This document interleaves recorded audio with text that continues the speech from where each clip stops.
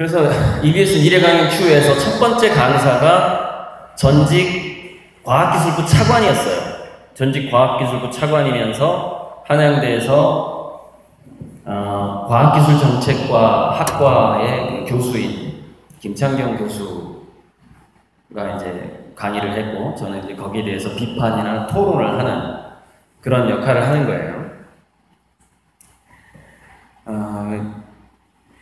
여러분들이 태어나기도 전에 약 60년 전에 60몇 년 전에 과학자들은 인공지능을 연구하기 시작했어요.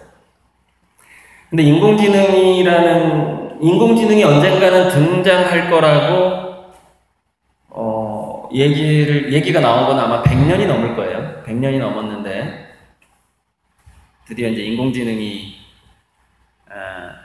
등장을 했고, 한국의 이제 이세돌이라는 바둑의 고수를 이기는 순간을 여러분도 봤을 겁니다.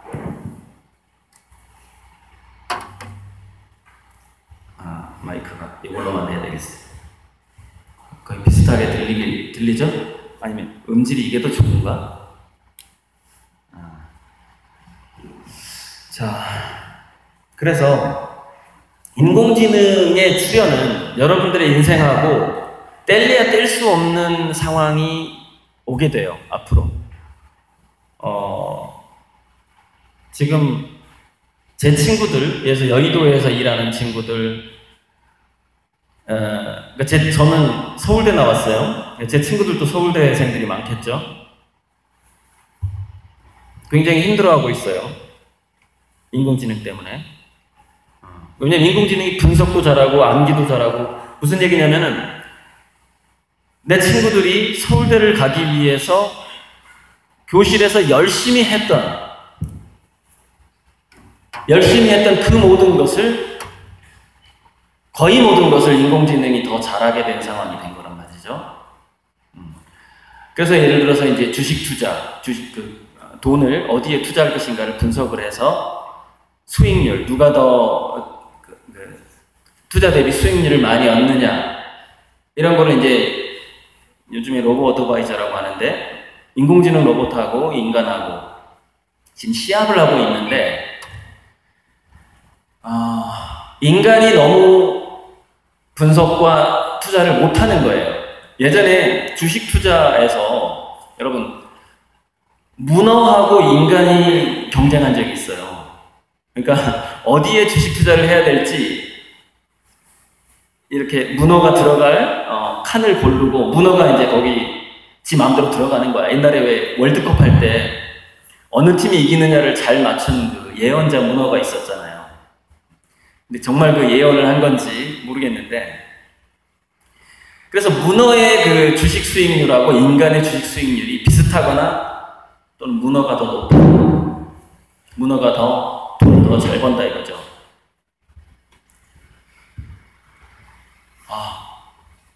정말 절망적이다. 어쩌다 우리 인간의 이 두뇌의 한계가 정말 이 정도밖에 안 되는가. 그래서 지금 이제 어떤 논의들이, 어떤 그 주장들이 부딪히고 있냐면 이런 거예요.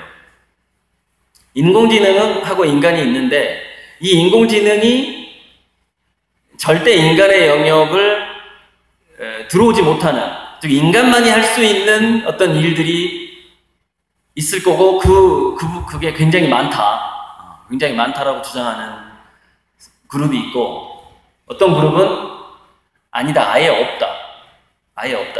인간이 하는 모든 일을 인공지능이 할 수 있다, 이렇게 주장하는 이 두 그룹이 있단 말이에요. 근데 이제 저는 이제 좀 절충을 해야 되겠죠? 정말 인간만이 할 수 있는 일이 있을 거예요. 근데 인간만이 할 수 있는 일이 점점 줄어들긴 할 거예요. 줄어들어요. 1년 매년 달라지는 거예요. 매년 줄어들게 되는 거죠. 그러니까 우리가 뭐 예를 들어서 1, 2년 전에는 로봇이 인간을 목욕시킬 거라고 생각을 못 했어요. 왜냐면 인간을 목욕시킨다는 건 로봇의 손동작이 굉장히 부드러워야 된다는 얘기거든요. 근데 지금 인간을 목욕시키는 로봇이 나왔단 말이죠. 심지어는 초밥을 만들고 이렇게 오이를 썰고 요리하는 로봇이 나왔단 말이죠. 점점 인간만이 잘했던 영역으로 인공지능 로봇이 계속 들어오고 있는 상황이에요. 그런데 여러분들이 걱정 안 해도 되는 면이 하나 있는데 그게 뭐냐면 인공지능 로봇은 농어촌에 굉장히 늦게 들어갈 것 같다 이거예요. 빨리 들어오지 않는다, 농어촌에. 왜 그럴까요? 농어촌은 예를 들어서 뭐 이런 거죠. 자, 지금 현재 병원에서 일하고 있는 인공지능이 있어요. 병원에서 암 진단을 하는 인공지능이 있어요. 그러면은 이 보통 진단을 잘하는 의사 12명하고 그 왓슨이라는 인공지능이랑 대결한 적이 있었어요. 근데 의사 12명이 2달간 분석해도 이 암이 도대체 무슨 암인지 정확하게 진단을 못하는 일이 있었어요. 근데 그것을 왓슨한테 맡기니까 2달 동안 못하던 걸 2시간인가 만에 그걸 해결을 해요. 무슨 얘기냐면은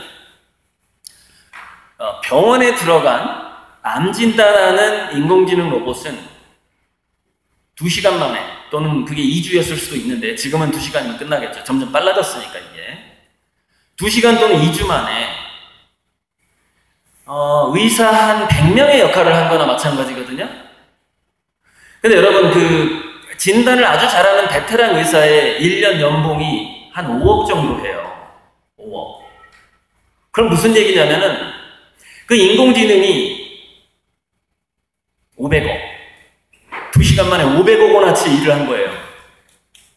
그러니까 인공지능은 짧은 시간에 돈을 가장 많이 벌 수 있는 곳으로 먼저 들어가요. 인공지능은. 왜냐면은 그런 곳이 인공지능을 살만한 돈도 많고 인공지능이 비싸도 돈을 주고 쓰는 거예요. 병원 같은 데가.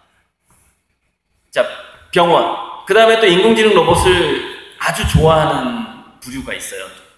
좀 우려스러운 부분인데, 테러리스트들, 무기, 전쟁터. 여러분, 전쟁 무기 얼마나 비싼 줄 알아요? 막 미사일 하나 20억 하고 그래요. 그 다음에 뭐 이렇게 누군가를 꼭 죽여야 할 때, 또는 구출을 해야 할 때, 거기 우리 영화 보면 미군들이 가가지고 인질 구출해오고 그러잖아요. 그 미군 한 명의 연봉이 거의 1억 5천만 원에서 1억 정도 돼요. 그 군인 한 명의 연봉이. 그러니까 그런 전쟁터에 인공지능 로봇이 또 가는 거예요.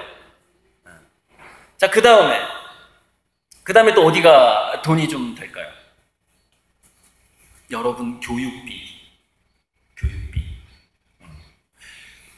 인공지능 로봇은 만약에 모니터로 여러분들이 뭔가를 여러분들한테 공부해야 될 추천 영상을 잘 골라서 주는, 우리 선생님들이 하는 게 그런 거거든요. 수업 시간에.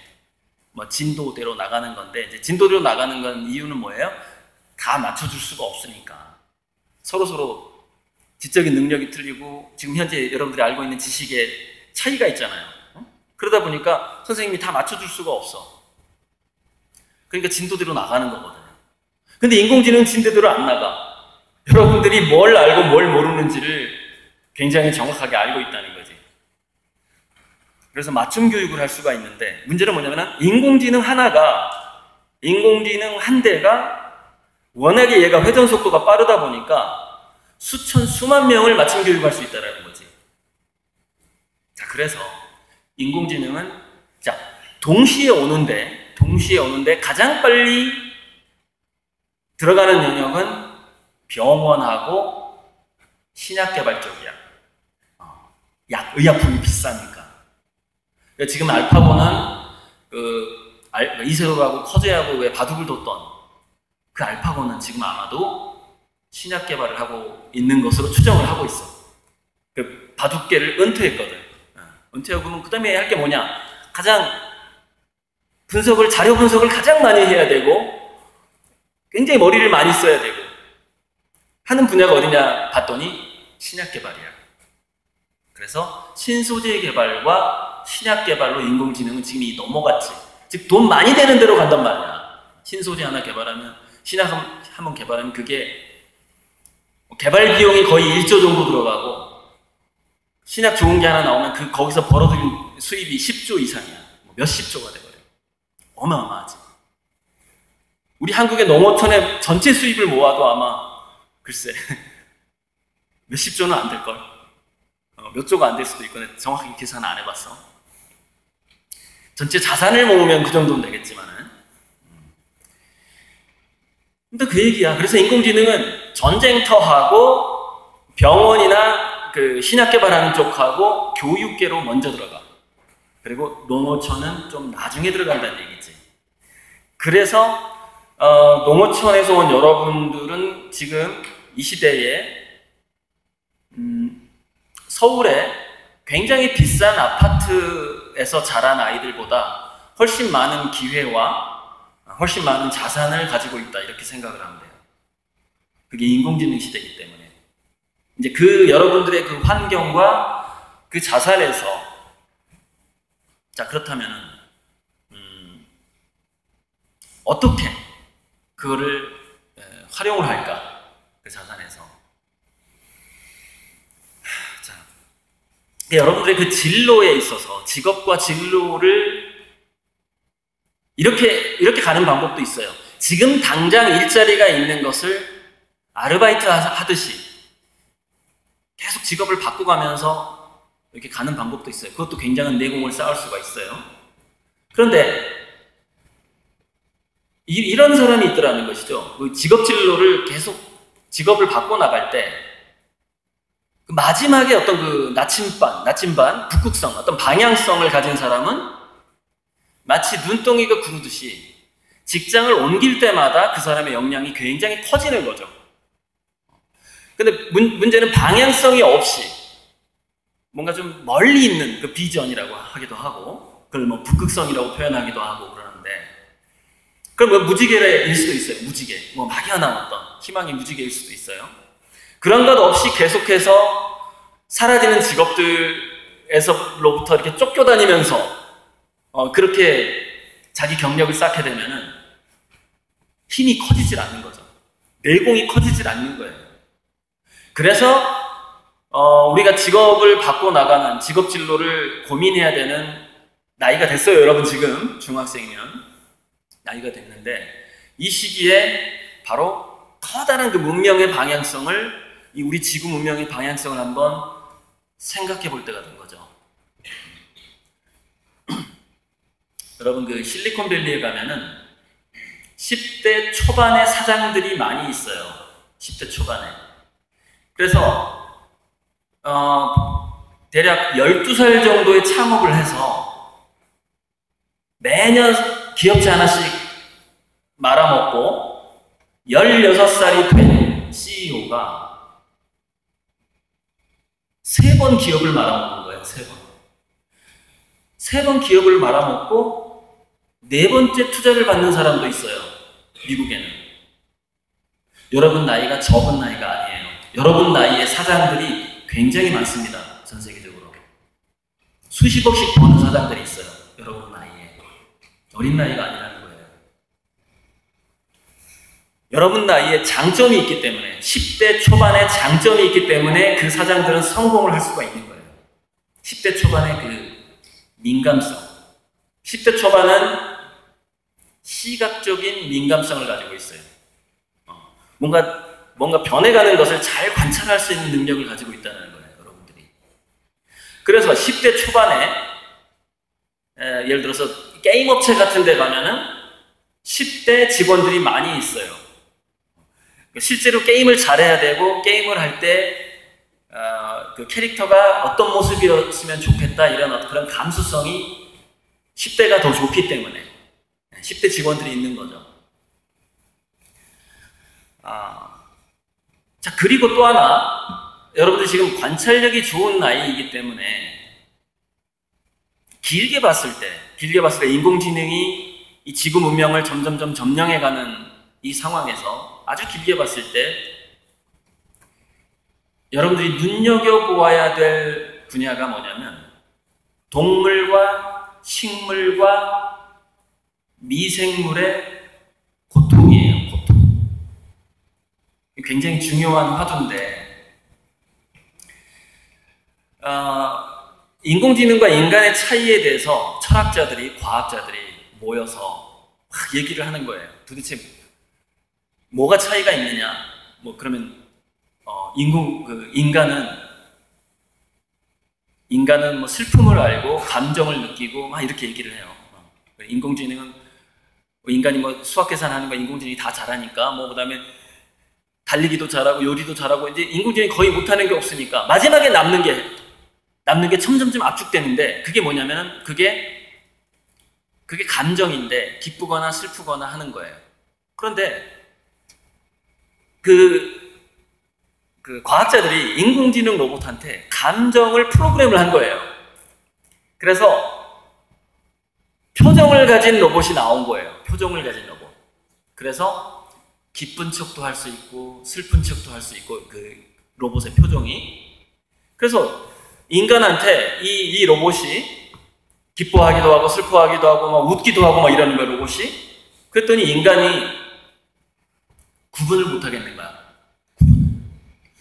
이게 정말 기뻐하는 것 같아요, 로봇이. 근데 정말은 아닌데, 그걸 이제, 그걸 계산적으로 얘는 기뻐하는 거고, 계산적으로 슬퍼하는 거고, 그런 건데. 그래서, 그 중에서, 여러 가지 인간이 느끼는 그 감정 중에서 확연하게, 이것만큼은 인공지능 로봇이 흉내내거나 아니면 잘 느끼지 못할 것이다. 라고 결론을 내린 게 뭐였냐면은 그게 바로 고통이었어요. 고통. 아픔. 육체를 가지고 있다라는 그 아픔. 찔르면 아프잖아. 인공지능 로봇 찔러 안 아파. A 회로가 고장났는데요 이러고 말하면 안 아파. 물론 그게 아프도록 프로그램을 할 수는 있는데 그렇게까지는 하지는 않아. 이제 별로 이제 효율성이 없는 거죠. 그러니까 인공지능이 웃고 떠들고 위로해주고 슬퍼해주고 격려해주고 이럴 필요는 있어. 그래야 인공지능이 서비스를 할 수 있으니까. 그런데 굳이 인공지능한테 바늘로 딱 찔렀을 때 아이고 아파라 하면서 인공지능 대굴대굴 부르고 이렇게 프로그램 하진 않는다는 거죠. 그래서 진짜 인간과 인공지능의 가장 큰 차이를 보니까 우리는 고통이라는 걸 느끼더라는 거예요. 고통이라는 것을. 근데 이거 굉장히 중요한데 뭐냐면 지금까지 성공했던 기업들의 사람들의 마음을 사로잡았던 그것이 디자인 기업일 수도 있고 뭔가 기계를 만드는 자동차를 만드는 기업일 수도 있고 성공했던 기업들의 공통점을 보니까 거기에도 고통이 있더라는 거야. 무슨 얘기냐면 예전에는 굉장히 큰 고통, 우리가 뭐 팔이 절단된다거나 그러면은 빨리 그 봉합해야 되잖아. 이렇게 붙여야 돼. 그치? 눈에 확 보이는 고통. 그래서 예나 지금이나 의사들은 돈을 많이 벌었어요. 의사들은 확실하게 느껴지는 고통을 해결해 주니까. 근데 그 이후에 기업들은 돈을 많이 번 기업들은 아주 눈에 딱 보이는 큰 고통이 아니라 작은 불편함, 작은 고통들을 해결하는 방식으로 부자가 되더라는 거예요. 뭐 그 중에 하나가 우리 그 빨대, 휘어지는 빨대 있죠. 휘어지는 빨대가 어떻게 개발됐냐면 그게 아버지인가 엄마인가가 이제 자기 아들이 병원에 입원을 했는데 앉을 수가 없는 거예요. 계속 이게 누워 있어야 돼. 그래서 누워서 이 야쿠르트나 뭘 이렇게 먹어야 되는데 이 고개를 옆으로 돌리고 이렇게 딱 하면 이게 질질 흘러 그 구멍으로. 그래서 그때 이제 그 아버지인가 아빠가 이게 기역자로 이 빨대가 기역자로 이렇게 휘어지면 고개를 옆으로 돌려도 통은 반드시 쓸 수 있잖아. 기역자로 휘어지니까. 그렇게 해서 개발한 거야. 무슨 얘기냐? 앉을 수 없는 사람들이 음료수를 흘리지 않고 마시게 해줬다는 거지. 그 고통이잖아. 불편함이잖아. 되게 그런 식이야. 뭐 고무 타이어라든가 뭐 자전거를 타는데 길이 너무 울퉁불퉁해. 고무 타이어가 필요하잖아. 튜브가. 그것도 아버지가 개발한 건데 자기 자식이 옛날에는 자전거가 타이어가 없었어요. 마차처럼 나무만 있었던 거야. 나무 자전거야. 그러니까 이게 충격을 흡수를 못해. 그리고 이게 이 나무 자전거가 돌에 부딪히게 되면 이 휠이 바퀴가 깨져버려. 그래서 굉장히 위험한 상처를 입은 사람들이 많았던 거죠. 그래서 그때 그 찰스 굿이어라는 사람이 자기 아들이 나무 자전거를 타다가 다쳐요. 그래서 이 충격을 흡수하는 그 테두리, 부드러운 거를 바퀴에다 이렇게 둘러주자. 그래야 우리 아들이 안 아프겠구나. 뭐 이런 식으로.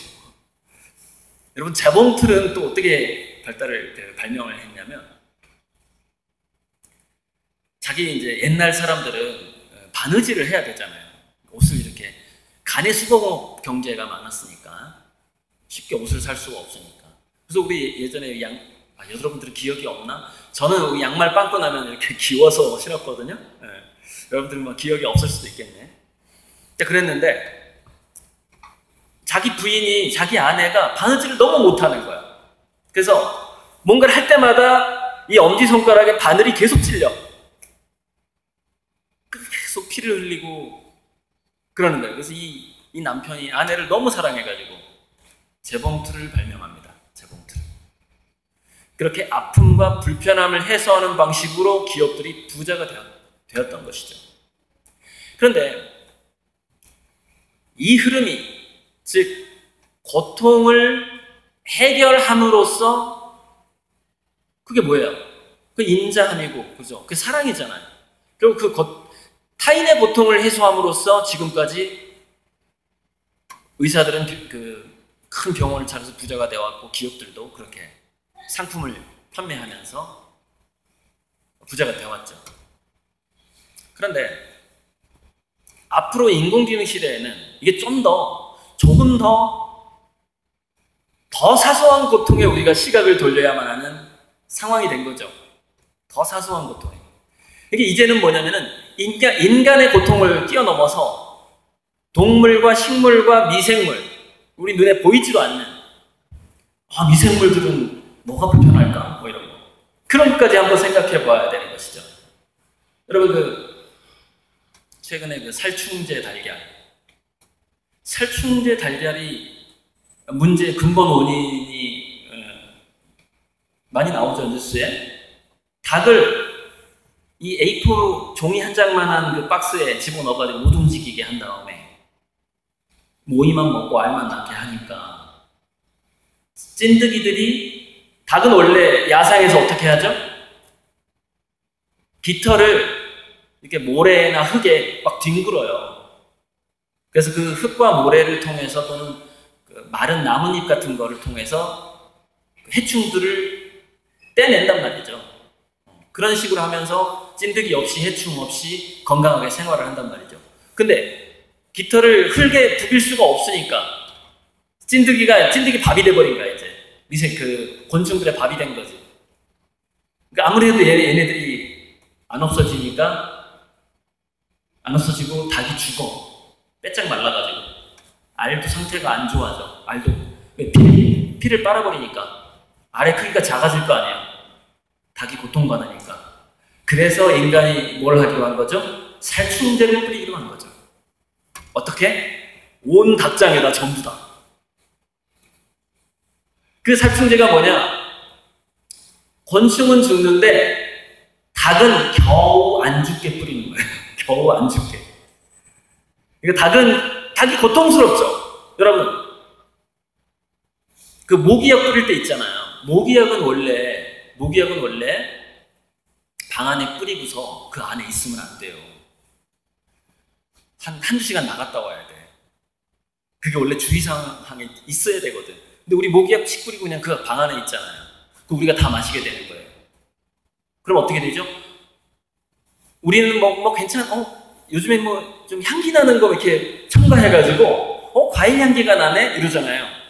근데 그리고 우리 몸에 들어가면 어떻게 되죠? 우리 몸속에 있는 미생물은 죽어요. 고통을 받는다고.